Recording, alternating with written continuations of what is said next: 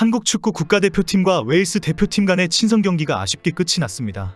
그러나 며칠 전부터 영국을 뜨겁게 한 화제는 경기 자체보다 웨일스 마피아와 손흥민과의 관계였습니다. 웨일스 대표팀에서 뛰는 벤 데이비스, 조로든, 브레넌 존슨과 손흥민과의 만남이 더 큰 이슈가 되었습니다.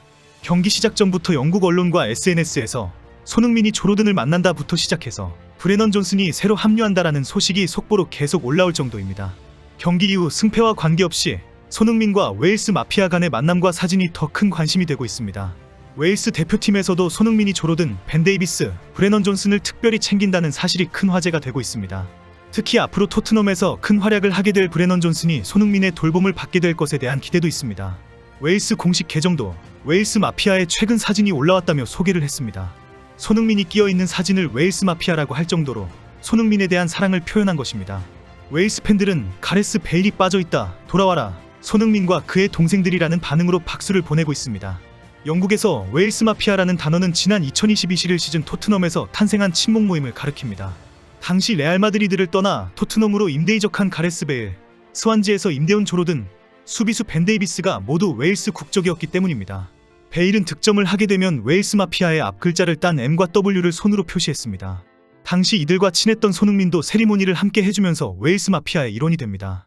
새로 이적해온 조로든을 챙겨주면서 서로와 친하게 된 손흥민의 친화력이 빛을 발한 것입니다.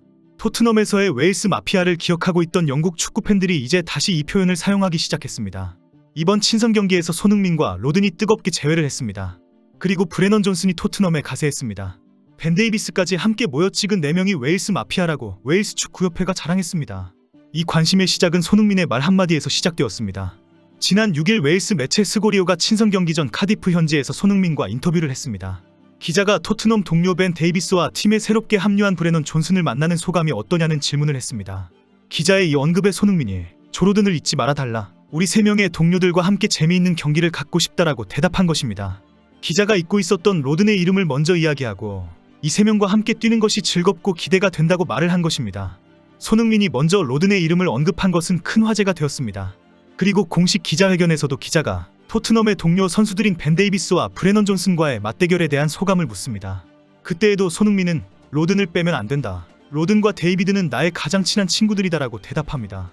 손흥민이 먼저 조 로든을 기억하고 특별한 사랑을 밝힌 것에 대해 영국 현지에서는 큰 뉴스거리가 되었습니다. SNS에서 이 인터뷰 장면은 화제가 되면서 급속히 확산되었습니다. 토트넘의 공격수 손흥민이 과거 토트넘 팀 동료이자 웨일스 수비수인 조 로든에게 감사를 표했다. 그리고 뜨거운 존경과 박수를 보내는 반응이 쏟아졌습니다. 어떻게 이런 성품을 가지고 있는지 충격적이다. 손흥민의 포용력과 리더십은 너무 특별하다. 당시 손흥민도 웨일스 구단 공식 사이트와의 인터뷰에서 웨일스 마피아와 너무 친하다라고 말을 합니다. 손흥민은 가장 친한 선수들을 언급하면서 웨일스 마피아와 델리 알리를 언급합니다. 벤, 가레스, 로든, 알리 모두하고 친하다. 질투심이 워낙 많은 친구들이기 때문에 한 놈만 고를 수 없다라고 말했습니다. 조로든은 1997년생 만 25세로 92년생 손흥민과는 5살 차이가 납니다. 로든은 2020년 10월에 스완지에서 토트넘으로 이적한 후에 손흥민과 급격히 친해집니다. 조로든은 지난 8월 11일 토트넘을 떠나 리즈 유나이티드에 임대로 이적되었습니다. 로든은 지난 시즌 프랑스 리그앙의 스타드렌에서 임대로 가 있었는데 리즈로 또 임대를 떠나게 된 것입니다. 프랑스에서 초반 7경기는 선발 풀타임을 뛰다가 조금씩 경쟁자들에게 밀리기 시작했습니다. 그러나 결국 프랑스 리그에서 6경기 출전에 그친 채 다시 토트넘으로 복귀했습니다. 그러나 새로운 시즌이 되자마자 로든은 다시 임대를 가게 되었습니다. 리즈는 지난 시즌 프리미어리그 19위로 강등이 되어버린 팀입니다. 리즈는 웨일스 축구대표 조로든이 이번 시즌 동안 리즈 유니폼을 입고 뛰게 될 것이다라고 공식 발표했습니다. 스완지 시절 웨일스 국가대표팀의 미래를 책임질 유망주라는 평가를 받았습니다. 센터백인 로든은 지난 2000년 스완지 시티를 떠나 토트넘 유니폼을 입었습니다. 그러나 토트넘 입단 후 주로 백업 자원으로 밀려나 버리게 됩니다. 크리스티안 로메로 등 강력한 경쟁자들이 실력을 발휘했고 팬들의 적극 지원까지 이어졌기 때문입니다. 그나마 3백 전술을 사용하는 콘테 감독이 새로 부임했는데도 상황은 달라지지 않았습니다. 페리시치를 윙백을 주로 기용하면서 역시 들어갈 자리가 없었던 것입니다. 콘테 감독이 페리시치와 다이어, 로메로 등으로 풀타임 선발진으로 계속 기용했기 때문입니다. 결국 프랑스 리그에 임대를 갔다가 돌아왔는데 새로운 감독 부임 이후에도 로든을 위한 자리는 없는 상황이 발생합니다. 미키 반더벤이 영입되고 뛰어난 실력을 보여주면서 다시 벤치 신세가 되게 된 것입니다. 결국 리즈로 임대를 떠났지만 손흥민과의 우정은 변함이 없습니다. 2021년 로든이 토트넘에서 뛸 때에는 손흥민과 함께 재미있는 시간을 많이 가졌습니다. 언론 인터뷰나 구단의 영상에 거의 단골로 나올 정도로 케미가 좋았습니다.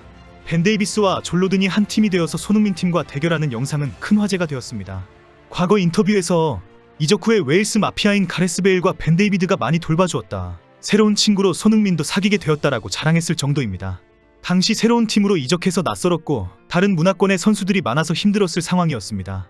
그런데 토트넘에서 뜨거운 활약을 하고 있던 한국의 손흥민이 따뜻하게 다가온 것입니다. 로드는 클럽 공식 웹사이트 인터뷰에서 소니는 정말 훌륭한 사람이라고 말을 했습니다. 소니는 정말 재미있다. 당신이 소니에게 말을 걸면 바로 미소를 지을 수가 있을 것이다. 그리고 웃다가 쓰러지게 될 것이다. 나는 그를 생각할 때마다 웃게 된다. 너무 특별한 선수여서 간단하게 설명할 수가 없다. 그는 훌륭한 선수이다. 데이터는 거짓말을 하지 않는다. 그가 앞으로 무엇을 이루어낼 것인지 기대가 된다. 로든의 이런 인터뷰 이후에 손흥민은 프리미어리그 득점왕을 차지하면서 최고의 선수라는 것을 확인시켜줍니다. 손흥민이 얼마나 인터뷰를 잘하는지 그리고 선한 성품이 드러나는지 누구나 인정하지 않을 수 없습니다. 이번 손흥민의 인터뷰에서 시작된 조 로든과의 우정이 웨일스 마피아라는 친목 모임을 다시 만들게 했습니다. 결국 이번 웨일스 친선 경기에서 브레넌 존슨까지 합세한 웨일스 마피아가 확인되었습니다. 인종차별과 허세와 독선과 무례가 가득한 프리미어리그에서 손흥민의 지난 8년은 정말 대단합니다. 혈기왕성한 20대에도 자신의 감정을 누르고 오로지 존경과 배려로 활동하는 것이 얼마나 힘들었는지 충분히 짐작이 갑니다. 그럼에도 불구하고 손흥민의 인터뷰는 항상 빛이 납니다. 손흥민은 스스로 불쾌하다는 것을 먼저 밝히거나 상대를 불쾌하게 한 적이 없습니다. 항상 동료 선수를 먼저 챙겨주고 높여주는 행동과 표현을 구사합니다. 과거 요리스와 크게 충돌했을 때에도 라커룸에서 손흥민이 했던 말은 하나였습니다. 나는 요리스를 존중해주는데 왜 나를 존중하지 않느냐 라는 고함이었습니다. 당시 요리스의 분노와 요구사항이 부당하다는 것을 구체적으로 지적할 수도 있었지만 그 논쟁을 확산시키지 않았습니다. 그리고 해리케인의 독주와 에릭 다이어와 요리스의 홀대에 대해서도 단 한 번도 언급하지 않았습니다. 항상 모든 공로를 케인이나 동료 선수들에게 돌렸습니다. 어제 공식 인터뷰에서도 케인에 대해 극찬의 표현을 했습니다. 그가 마땅히 받아야 할 모든 것을 이길 수 있기를 바란다며 완벽한 성공을 기원했습니다. 그리고 토트넘은 해리케인이 했던 한 시즌 30골을 대체하기 위해 한 발 더 나아가야 한다고 말을 했습니다. 케인의 빈자리를 인정하고 토트넘 선수들이 모두 더 노력하겠다고 밝힌 것입니다. 손흥민이 언급한 해리케인의 30골이라는 표현은 최근 영국에서 크게 화제가 된 아스널 레전드 폴 머슨의 지적을 받아들인 것입니다. 폴 머슨이 토트넘은 이제 리그 12도 힘들다. 토트넘에는 케인의 30골을 대체할 선수가 없다라고 목소리를 높이면서 큰 화제가 되었기 때문입니다. 케인의 이적 후에 폴 머슨은 손에 장을 지지겠다며 토트넘의 폭망을 예언했습니다.